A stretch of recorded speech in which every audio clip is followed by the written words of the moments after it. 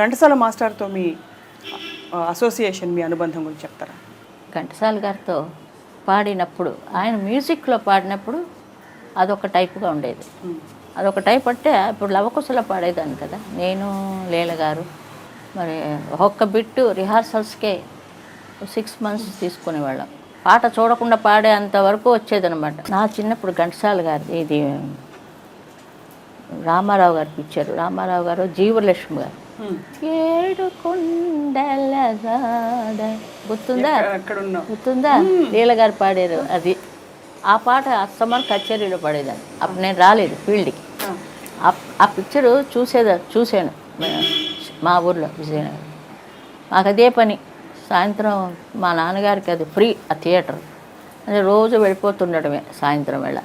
అట్లాగా ఘంటసాల గారు మన ఊర్లోనే చదువుకొని మన ఇంటికి వచ్చినప్పుడు నాకు తెలియదు ఆయన అక్కడ ఉండేవారని, నాకు తెలియదు. మేమిద్దరు ఇక్కడ కలిసాం. అది చూడండి, అదే దేవుడి యొక్క ఇది లీల.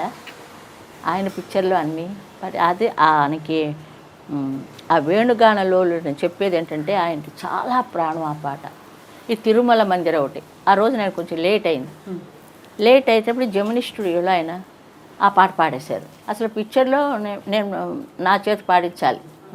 అమ్మ నాకు చాలా ఇష్టం ఈ పాట, నేను ట్రాక్ పాడేశాను, నువ్వు కూడా పాడేసి, నీదే పిక్చర్లో ఉంటుంది, నాది ఉండదు, నాకు కావాలని నేను పాడుకున్నాను అని అన్నారు.